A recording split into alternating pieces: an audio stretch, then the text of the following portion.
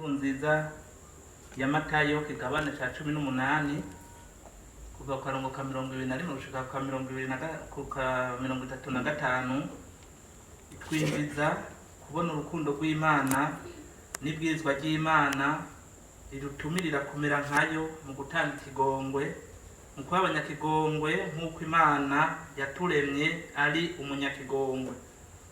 None rero inyigisho ni ikigongwe kiratubohora, ikigongwe kiratubohora, ikigongwe kivuye ku mutima kiratubohora, tukabohoka tukidegemvya. Mvuze ngo kirabohora, gitangura kubohora twebwe hama kikabohora nyene kukigirirwa.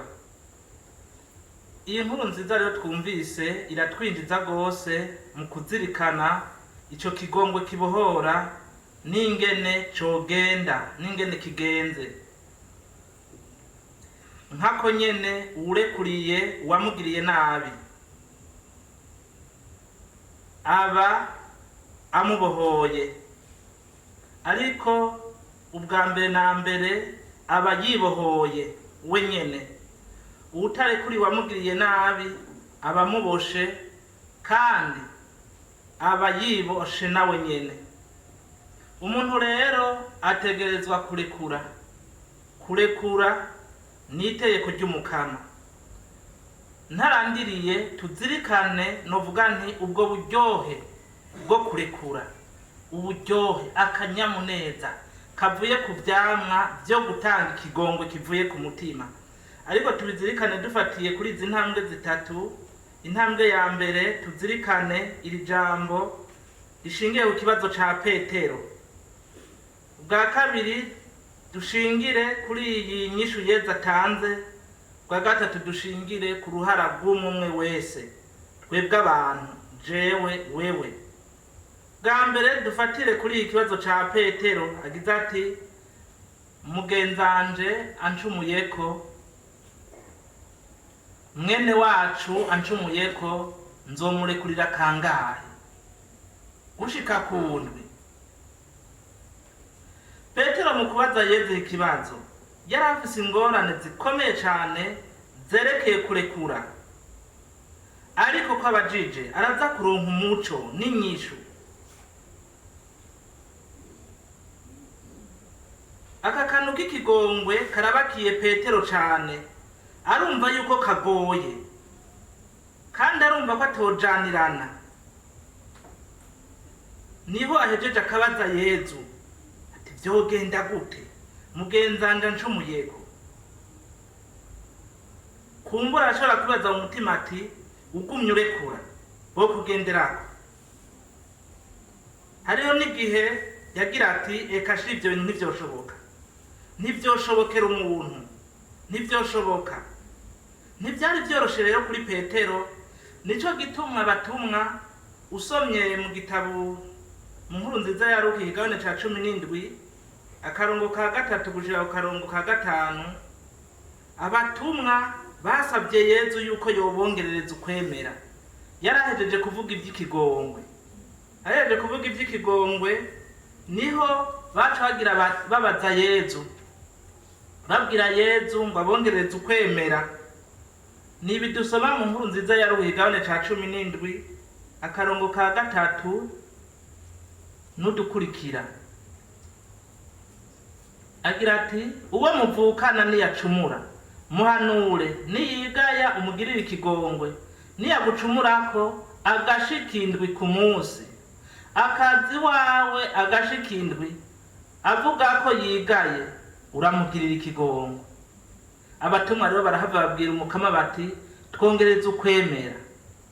Yamara umukama abwira ati iyo mwari mufise ukwemera kungana n'agatete k'isi nabi, mwobwiye uwo mukere muti niwirandure wibadike mu kiyaga, kandi bobagamburukiye.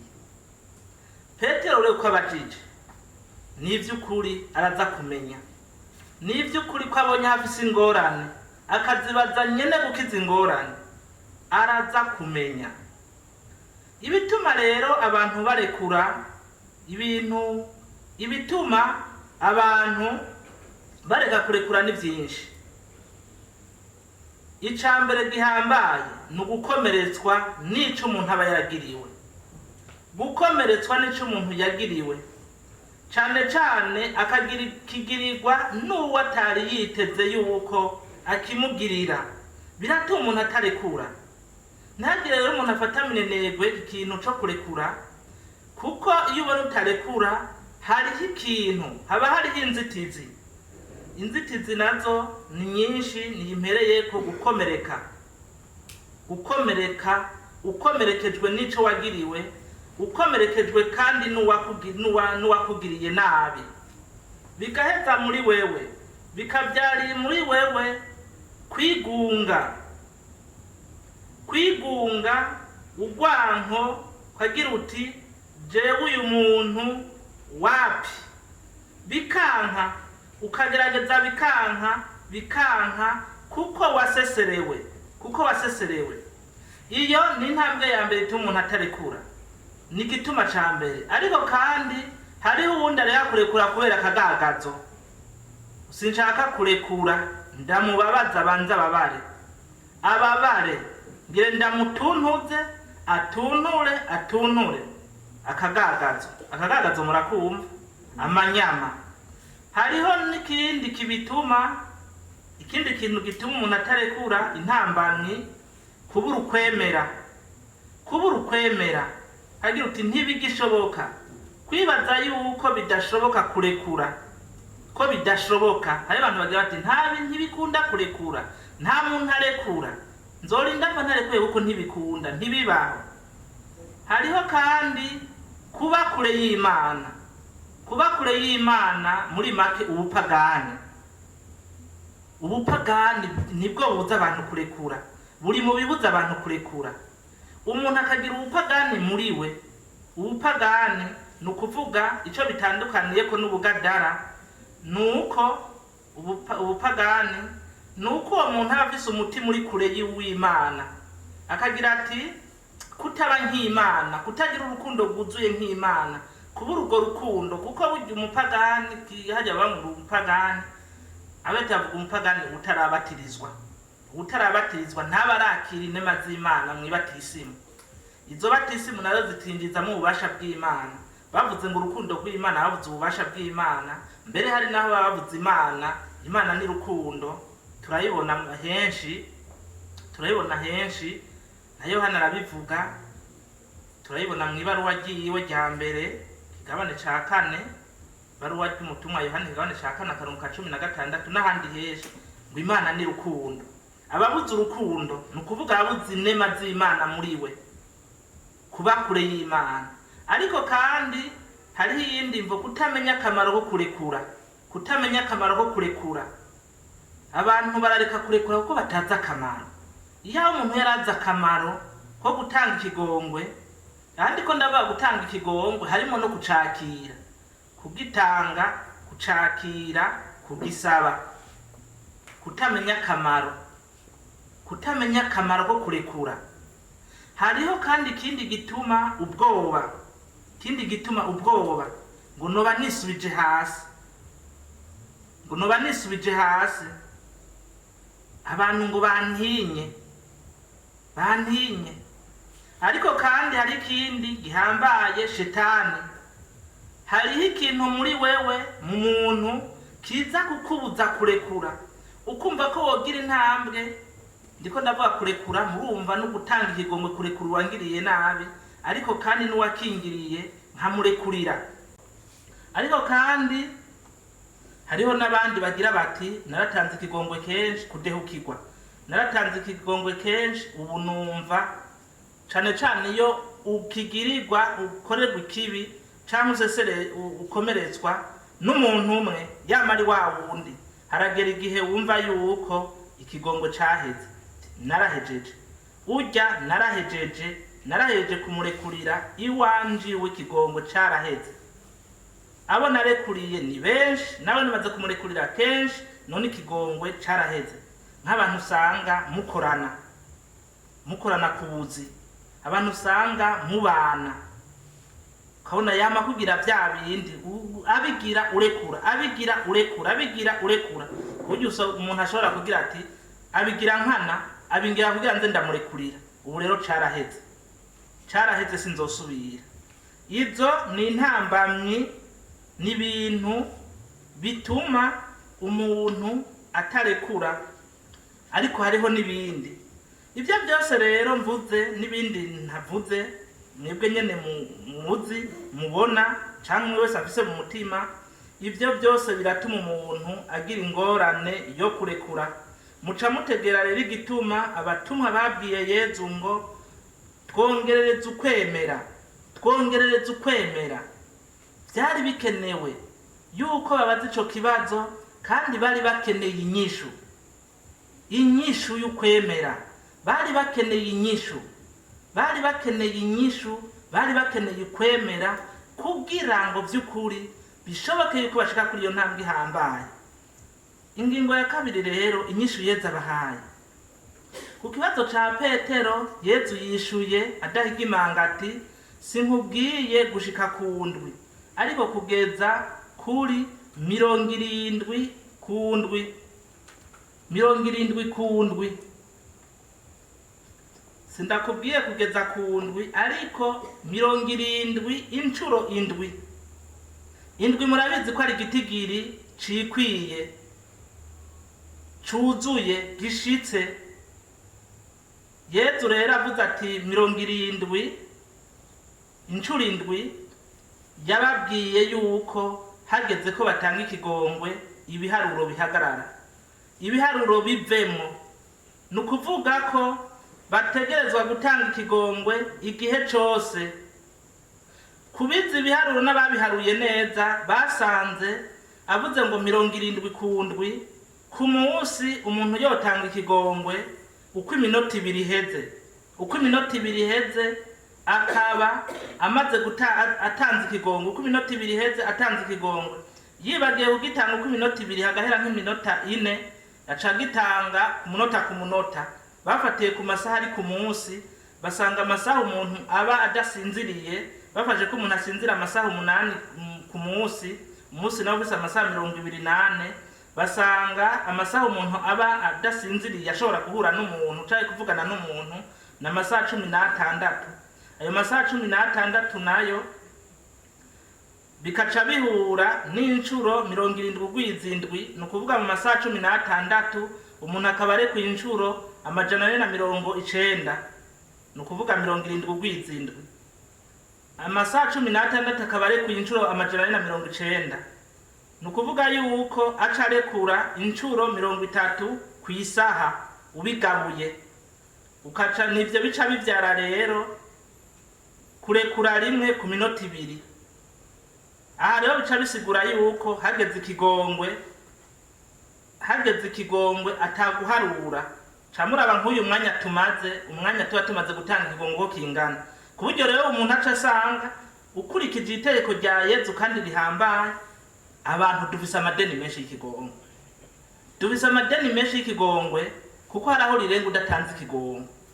Rirenze udatanze ikigongwe ufise ideni ry'incuro 490.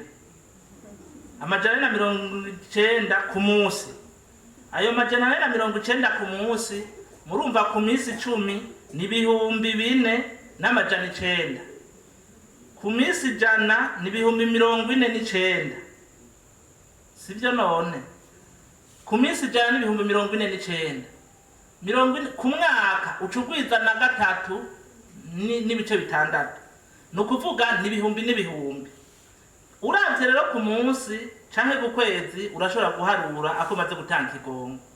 Cugaharura rero ucukuramwo n'iki gitigiri mvuze, urabe n'imyaka umaze ku isi.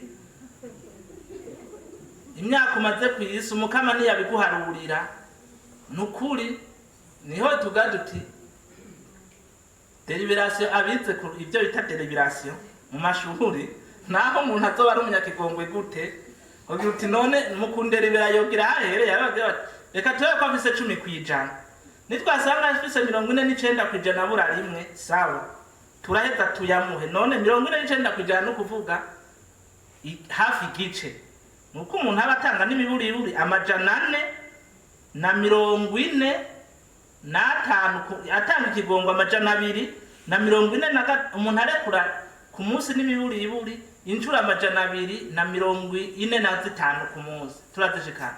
Nubuga ufise 49 kwijana ni nkuko urekura 240 dufate na 4 ku munsi turagashikana ku munsi ku kwezi ku mwaka. Rero Yezu yabajije ikintu gihambaye bambe Petero yabajije ikintu gihambaye Yezu nawe aciye amuha inyishu imwereka ko bihambaye gusumba ko ari ikintu gihambaye kurekura gose ari naho umuntu aca ategera aha muri dawa twese Yezu ariko arigisha igisabisho abantu bategerezwa gukora kuvuga gitegerejwe gose gisabisho nyagisabisho atibagiye mwico kintu. Usomye muri Matayo igabane ca 6 cyane uhereye ku karongo ka 12 agira ati aravuga ati nimwasenga ntimugire nk'abo bishima kuko so wanyu azi ibyo mukeneye mutaranabimusaba. Ati mweho rero murasaba mutya ati dawa twese uri mwijuru izina ryawe nini nahaze ubwawe bwa nukwire hose ibyo ushaka nibwiwe kwisi nko mwijuru uduha ibyo kurya bidukwiye umunsi uturekurire ibicumuro byacu. Mwumve namwe karongo ka 12 uturekurire ibicumuro byacu nkuko natwe turekurira abaducumuyeko. Nimwarekurira abandi ibicumuro byabo so wanyu wo mwijuru nawe azobarekurira, ariko nimutarekurira abandi so wanyu ntazobarekurira ibicumuro byanyu. Camuraba nk'umuntu muhava mugira muti pati jewe none ko batancumura ku misi yose no barekurira imisi yose gutuye umwanya. Curaba rero nk'ikintu kimaranye indwi ku busanzwe ico kintu nibategeza kukimarana umunsi nibategeza kukimarana n'iminota ku munota wadetegeza ko wakirekuye. Mugabo kubera rero igituma Petero yezabwiye Petero gutya kubera umuntu aca kibika akakigumya no kuvuga ico kintu urakigumya ni kimwe cabaye rimwe itariki imwe y'ukwezi kwa mbere ukimaranye umwaka ukimaranye imisi 365 wategerezwa iyo misi yose nturigera uvuga uti ndakugiriye ikigongo. Imana rero Yesu ashaka kubabwira ati hari umuntu yakugiriye nabi murekurire uko iminota 2 irahera zurarekura. Ugeze rero ngo nturekura haraheze umunsi 2 3 4 5 utarekura nuko wowe uri mwijuru ata muntu numwe aragucumurako arakugirira ikibi. Wewe ugira ngo simbona cico norekura ngo ata muntu arangirira ikibi. Fata ujya yakikugiriye ukivuka none warahejeje. Fata abandi ko bamaze kugwira ku busanzwe yavuze gutya umuntu abishoboye n'iyi minota 2 ntiyohera yoguma arekura mugasi uguma agira ngo ndatanze ikigongo nuko hari mu kwemera uko Petero yagira ati twongereza ukwemera ukabishiramo kwemera. Naha rero acagira ati nkuko dawa arekuye ntabigira amafye ntabivuga ku rurimi arekuye. Ivyo bintu mubibona mucemerezo umuntu araza kwirega abisi ibicumuro hari ibicumuro bitavugwa. Patiri agira ati kubasha nawe Ekleziya ndakurekura ibicumuro byawe byose kwizina rya Data na Mwana na Mutima Mweranda genda n'amahoro. Umukristo ukazawuma ngo hari ico nari nibagiye akaca gikubitamo ati nari naribagiye yuko ntahaye umunyu wawunsavye. Patiri agacagira ati nico nyene kubasha nawe Ekleziya ndakurekurira ivyo bicumuro byawe byose kwizina rya Data na Mwana na Mutima Mweranda genda n'amahoro. None kugira ngo uwo mukisa yivuze regi dawa murekuriye nta minota 2 yari bwace. None haje kuvuga ngo hari ico nibagiye Patiri agacamo ico kigongo hari minota 2 iracamo. Nuko rero natwe twategerezwa nkuko umukama turekuriye kandi ico gicumuro ntagira ngo reka ndabimubwire gusa kiba kigiye iwawe dose imbere y'Imana iciba nshasha. Ikigongwe rero umuntu yokwama gitanga uko iminota 2 iheze bishobotse akarenza. Yezu rero asaza ivyo kuko azi inkurikizi zo gutanga ikigongwe ko ari nyinshi cyane kandi zifise akamaro kanini cyane ku muntu. Nkako nyene kudatanga ikigongwe bifise inkurikizi mbi, kuko kuri Yezu ukutarekura nugucira urubanza rubi uwundi, nukumwica imbere y'Imana. Nta ruhusha dufise rwo kwica abandi. Kutarekura imbere ya Yezu nugucira urubanza rubi uwakugiriye nabi, kandi nukumwica imbere y'Imana. Nukwitiranya umuntu n'igicumuro, kandi Imana yarabitomoye neza ko igicumuro ari igicumuro, umuntu ari umuntu. Nkako nyene Yezu yaje kubohora umuntu, ntiyaje kubohora igicumuro. Murabyumva?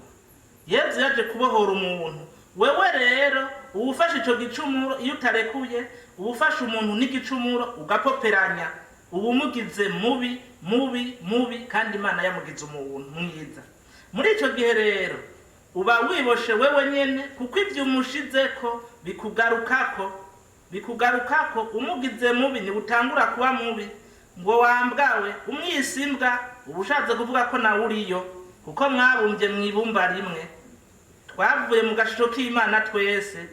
Ugize uti wambwawe, wampenewe, uba werekanye kuri impene kabiri nawe, kuko ntushobora kumubonamwo ubuhene utabanje kubonamwo wewe. Muri ico gihe kandi ubututsi Imana gose yamugize Imana, nawe ukamugira igikoko. Muri ico gihe uba wiboshe umbere yuko uboha uwo muntu utarekuriye. Ivyo navyo bivyara kwica uwo muntu mu mutima wawe. Ntushake kumubona, ntushake ico musangira, ntushake ico umuha, no kumwica ku mubiri bishobotse wo mwica. Ariko kandi n'Imana ubuyishe muri wewe, kuko iyo Mana ubanza kuyigirira inzigo ngo yamuremeye iki, ngo niyo yabitumye. Ukaba wigize Imana kandi utariyo.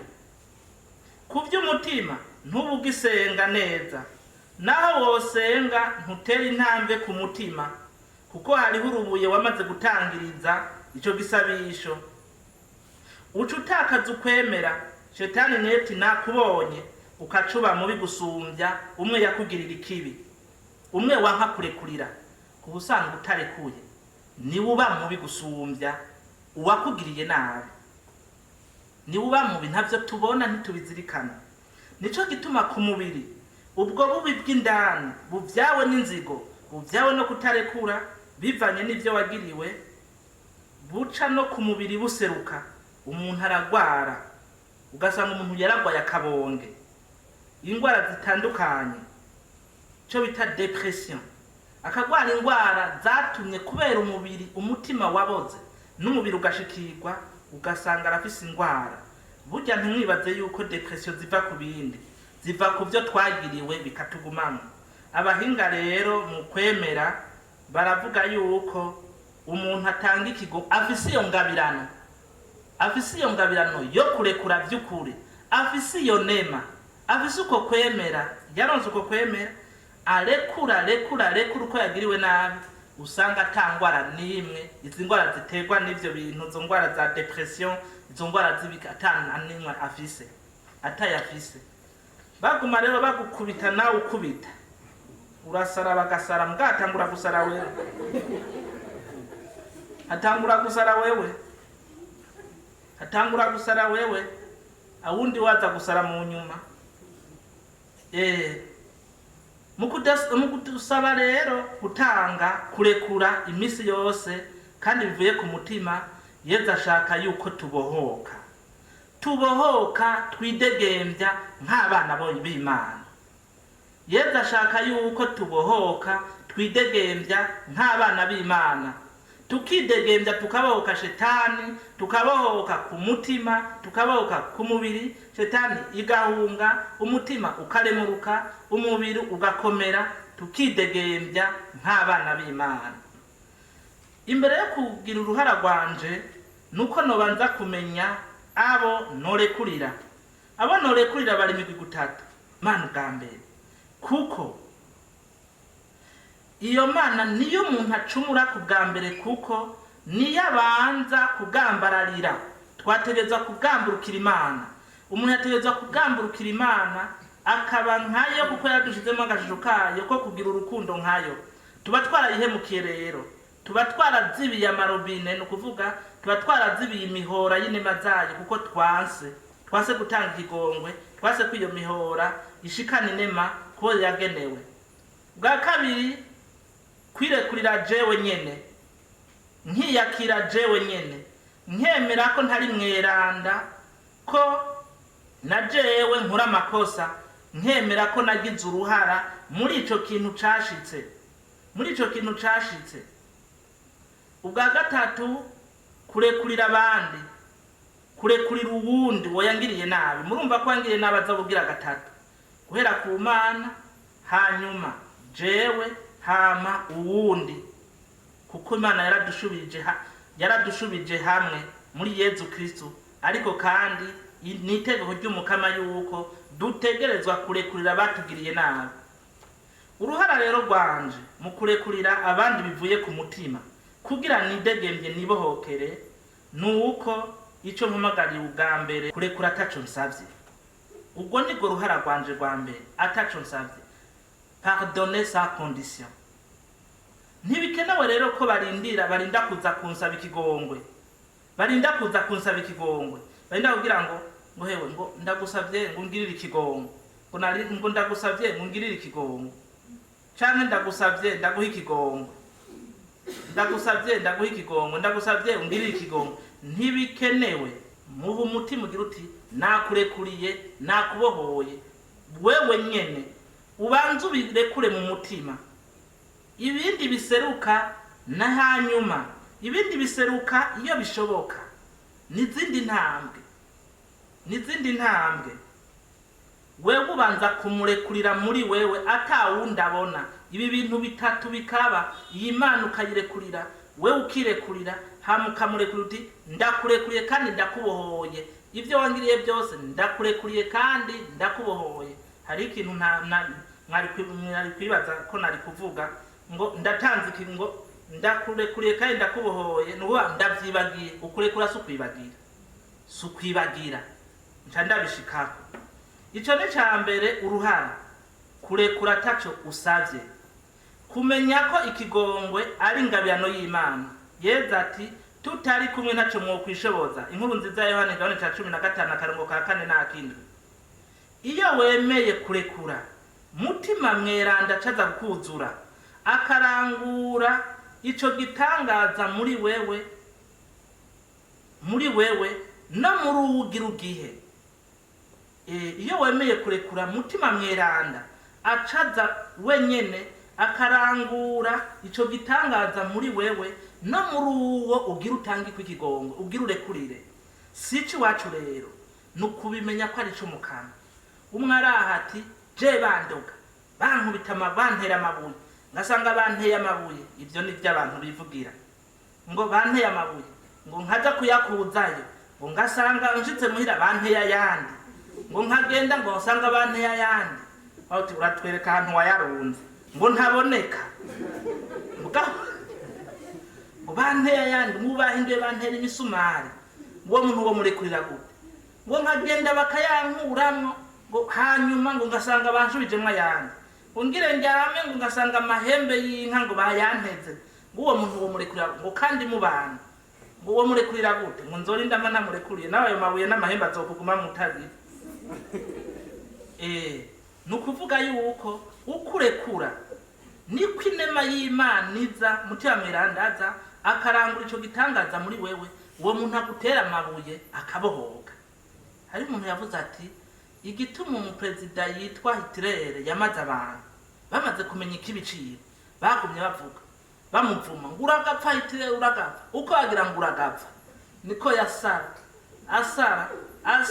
amara abantu uragapfa Hitler uragahona. Ariko aramba asubira, ariko aramba.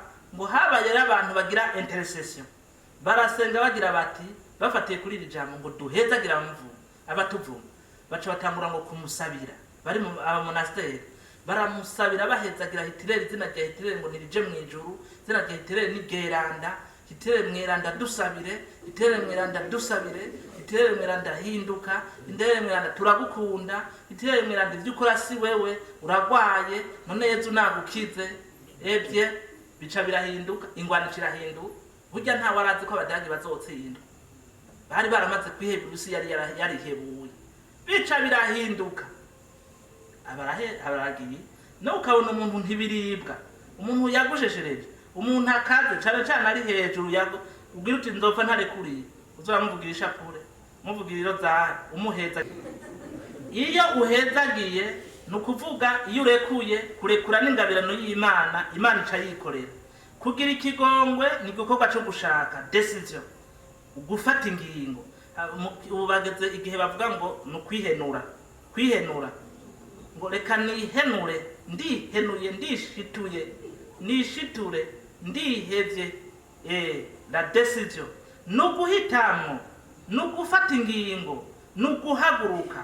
Uhisemo ikigongwe rero ni ivy'ukuri, uhisemo ikigongwe, uhisemo ko umwana wa so wawe wo mwijuru we yuzuye ikigongwe aho izuba babi n'abeza, nawe aca atangura kurangura ico atari bwakurangurira, haba muri wewe haba mu wundi mugiye kurekurira. Nico gituma rero umuntu aca basaba nk'uwemera, aca basaba kwihenura. Niba utarihenura ihenure, niba utaragerageza gerageza, ishiture kugira ubohoke, wongere ubohore mwene wanyu. Hari umuntu bavuga yuko yaragwaye amashetani menshi cyane. Ndiko ndayivuga kubera harimo nibisanzwe amashetani aratswe aravugwa.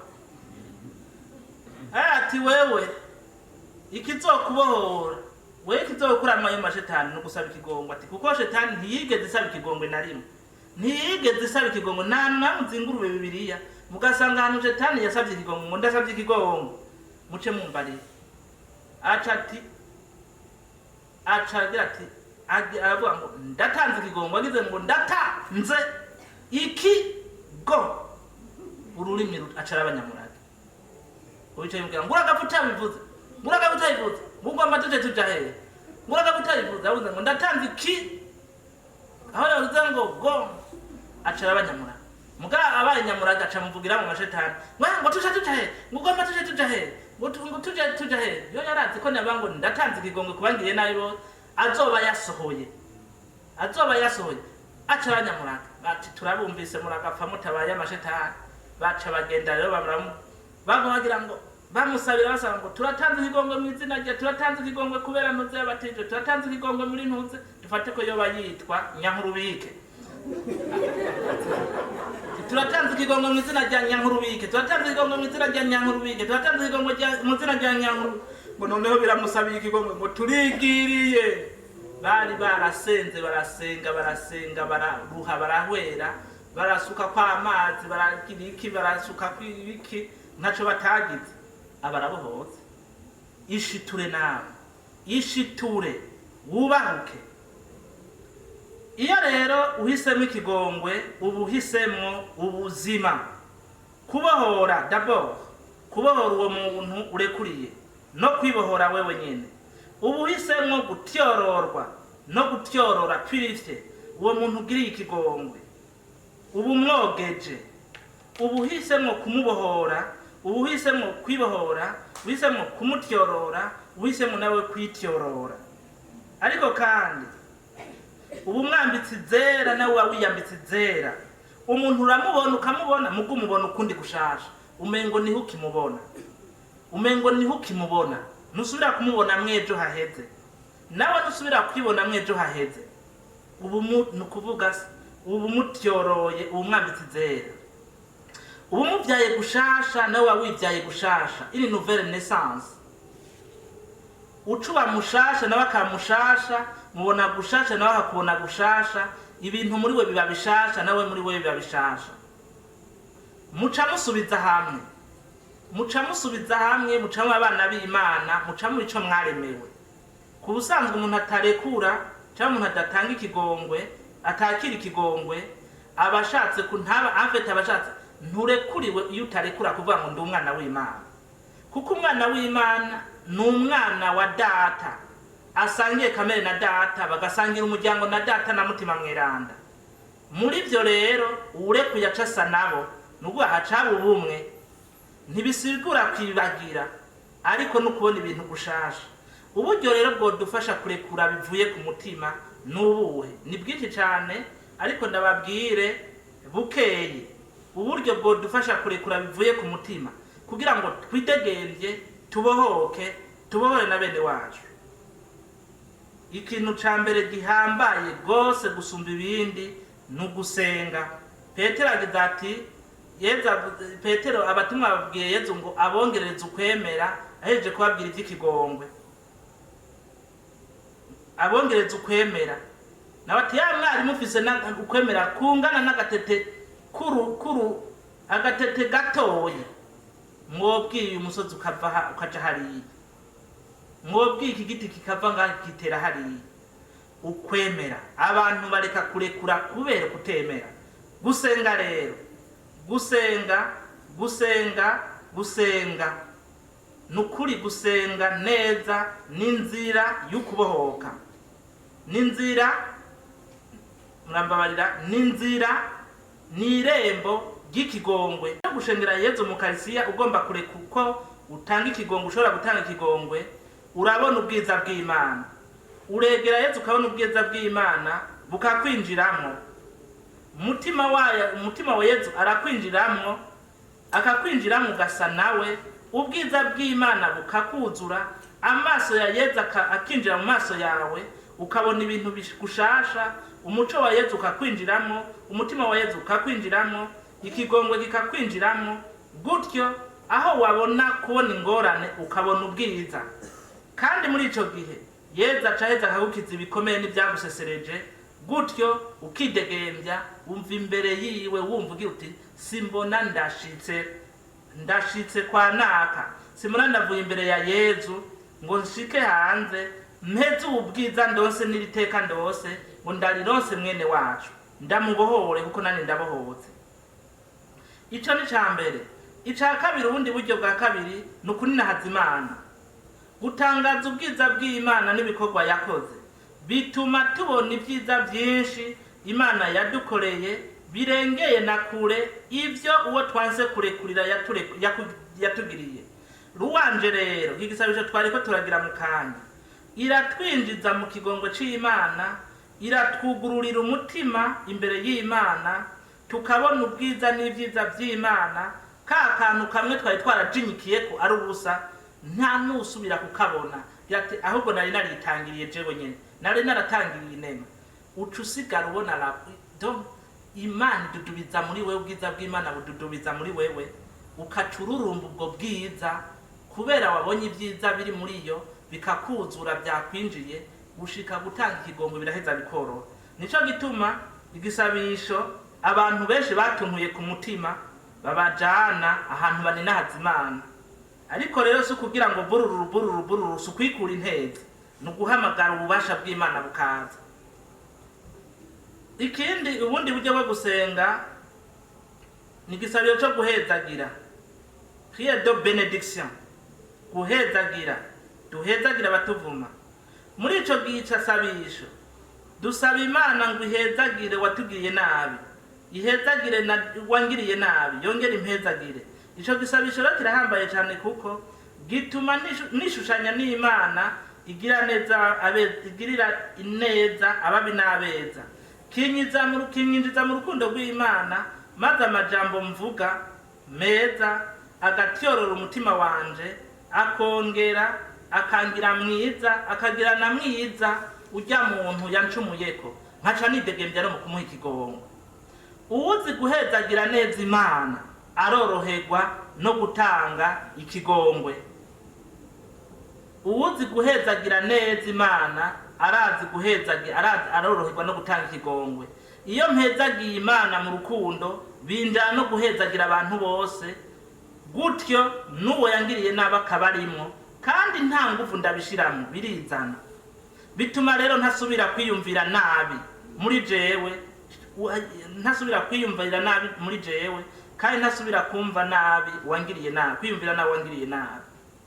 hama kwitura wangiriye nabi, kwitura umuvyeyi w'umutima, kwitura abamfasha ku mutima, akanyumviriza, akamfasha gusenga, akampa impanuro, akampa inzira ncamwo. Ivyo rero bifise intambwe nyinshi, bifise akamaro kenshi. Murumva ubwa mbere ndabivuga bikamvamo, agatuna ari impeke kagateekuruka. Ubwa kabiri arampa impanuro zijanye n'ivyo bintu, hama akatumbereza inzira. Nico gituma abantu usanga afise intuntu kubera uwamugiriye nabi, ari vyiza yuko yegera umuntu amufasha, umuntu w'umuntu atari mbunuza umugani w'uraho, atari imvugavuga acaza kubikwiza hose, atakwararaza canke acagutuka ngo ariko wewe nguri gipfu n'ibiki oya. Umuntu w'ubuntu sugupfa gutumbera uriya, sugupfa gutumbera uwari we wese. Muca mwumva yuko kumutora naho bifise uruhara rukomeye, kurondera umuntu w'umwizigirwa bifise uruhara rukomeye, kuko iyo utarondeye umwizigirwa akaguhushisha, uhavugira ngo n'abandi bose niko bameze, ukaca wiyugara ngo nayo yubwiye acaza kunyararaza, watoye utariwe, nto waratoye utakwararaza. Nico gituma mu myiherero ari mu mahotrete canke ahandi babategurira nko ngaha, babategurira umwanya wo kumvirizwa, kandi mukumvirizwa n'abantu babimenyereye, babifisemo ibanga, bifisemo urukundo, babifisemo n'uburambe, babifisemo kwa kundi ibanga kutabivuga. Ugaheza rero ukiyugurura, uko bisuka niko bivaye, kakandi kagira ngo nturekure, uva muri ekute kaheze, ukacubwira ngo sinzombona ndashitse, undamurekure, mbere utangura kumurekure. Nandi niko mubango ntuzobona ndashitse ukamenga uzomurekure ugiye muhira. Simbona turavanye n'umuntu ari karanyumviriza ngo ntangure kumubwira ati ndakurekure, ya minota 2 ntirinda guhera, usanga ari automatique. Uko umwanya ndakurekure. Hari umuntu cyo bundi yari mu mapfungo, arumva nyene inyigisho yo kurekura, inyigisho niho yaca aje kwirega kubera yatahuye ikigongwe, kandi yafashe ingingo yo kugitanga kugira yibohokere. Jewe patu numva ndi mwijuru ryo hasi, ndi mwijuru ryo hasi, nzobona ndashitse, nanga nzoca nza kumugwa munda, nturamugwa munda shaho wirabire tirega wewe naho wewe ufise iyo nema niga, wewe arazakira banza uzimusabira uzogenda bukebuke, ngo ya ibyo azongira byose nzovyakira, ngo ncire mu kanwa, ngo agire gute, ngo nzovyakira. Muravyumva? Yari yabohotse ati juu naho rotete yoshaka igahagarara, ubu nakize. Tuko byari byarananiye, aho nagira ngo ndamurekurira nacangwara umusonga, ndamwiyumvire nacangwara umusonga, kandi naca ntangura kugwa hasi bakibaza ngo ndamashetani, kumbe naraseserera. Ati ubu ndakomeye, simbona sinzobona harageze ko dutaha. Muravyumva gahere? Guhezagira, hama bambe kubivuga, kumviriza ubuhiriwe gose, ntimuze musubirane inyuma ibintu ubwo butu. Nawe utari mu mapfungo, mwese muri ngaha, ntumarane ibintu mu nzu mu mutima wawe, ako gatu gatekeye amabi, uko uzokagumiza muri wewe niko kazokubera gatukama binyene. Sitenoye ikindi gutanga ikigongwe, ikindi kintu kibangutse corohereza gutanga ikigongwe, iyindi nzira ituma gutanga ikigongwe bibanguka no guca bugufi, kwicisha bugufi, limilite, guca bugufi, nta kwihagararako. Umuntu yihagararako nashika kuri intambwe, kutihagararako, guca bugufi, ukabona yuko Imana yaturekuriye ata kintu na kimwe dusavye, kandi ari Imana iturengeye, kandi twama tubicumurako imisi yose, kandi turi benshi, imiliyaridi, ariko Imana ikama itanga ikigongwe. Guca bugufi nk'Imana, guca bugufi, ukemera uti bashake bangaye, mugabo ni igikorwa c'Imana. Hanyuma urukundo, gusaba urukundo. Umuntu adakunda ntarekura, gutanga kugira urukundo, kumva kutegerezwa gukunda kute kuko nico kintu ca mbere twasabwe na Yesu Kristo, ngo ibwirizwa risumba yandi niri ukunda Imana yose uyikunde, usenga Imana yose uyikunde kuruta byose, ukunde mugenzi wawe nkuko wikunda wenyine. Harimo urukundo. Ukunda Imana ugakunda mugenzi wawe, ikigongwe kirorora. Udakunda utarekura ni kimenyetso cy'uko udakunda. Ukunda ni kimenyetso cy'uko ni iby'ukuri ikigongwe gishoboka uri umwana w'Imana. None rero bavukanye ntavuze byinshi cyane naho nabivuze, Yesu arashaka ko tubohoka. Arashaka ko tubohoka mu kubwira Petero ati sinkubwiye gushika kundwa ariko 70 kundwi. Nuko azi neza ko ikigongwe kibohora, ikigongwe dutanga kibohora. Ikigongwe ariyo nzira nyayo yo kubohoka, yo kuba mushasha, yo kuba mwiza, yo kuba mweranda. Yo kuba mweranda kuko tubohora tweberanda. Ikigongwe niyo nzira y'ubweranda. Shaka umere gute nshobora kuvuga ngo uri mweranda, shaka uravuga amarozari, shaka uragira adoration, shaka ugende inzira y'umusaraba uve ngaha kwipavu ugende ushike hariya amavamyoke ugira uti naka sinzomurekurira ico gisabisho cawe naco gisigura kuko rya jambo ricarira ngo uturekurira ibicumuro nkuko nawe turekurira bene wacu. Shaka ube ufise karizme y'indimi, ufise karizme yo kwigisha, shaka uri igiki, shaka umeze gute, ni by'ukuri udatanga ikigongwe ntabweranda ushikira. Kivuga yuko umva ntubohoka, nta nema ntizinjira. Yesu rero mu kuvuga gutyo ashaka ko tubohoka, twidegembya, tubabeza, tubaberanda, n'urupfunguruzo rwugurura imiryango inema zose zo mwijuru. Ikigongwe n'urupfunguruzo rwugurura inema zose zo mwijuru. Ni iby'ukuri umuntu atanze ikigongwe neza, atanga ikigongwe neza kandi acakira, usanga ry'amabwirizwa yose yarangura. Kuko wararekuye Imana, urasenga, urahimbaza umunsi w'Imana kuko aba ari mu rukundo. Ntiwica, hari mu rukundo ntugambarira abavyeyi, hari mu ukunda ntumusambanye, hari ukunda ntumwica, hari ukunda ntumubesha, hari ukunda nukuvuga iyo umuntu yabohotse ku kigongwe aba afise urukundo rwuzuye, nta bwirizwa na rimwe arenga, nukuvuga usanga yuzuye n'Imana. Nico gituma ari urufunguruzo rw'ubweranda. None bavukanye murashaka kubaberanda, murashaka kubohoka, murashaka kubabeza cyane, tanga ikigongwe ataco musigaje. Tanga ikigongwe muzobibona. Ni by'ukuri raba abo bantu bose bakubabaje, ufitiye umujinya bakwiye kubarekurira, ubandika amazina uyu munsi nejo canke hirya yejo na kera, ubandike uheze ubatororokanye, ushire mu ngira ibindakubwiye, uzoca utangura kubona ivyamwa, imihora y'inema itangura kuguruka gusumba uko vyahora, nawe we bikurengere. Wa wundi ati mbega nzorinda kumurondera, azoza kukwirondera utiriwe uramubwiye. Tubwire Kristo.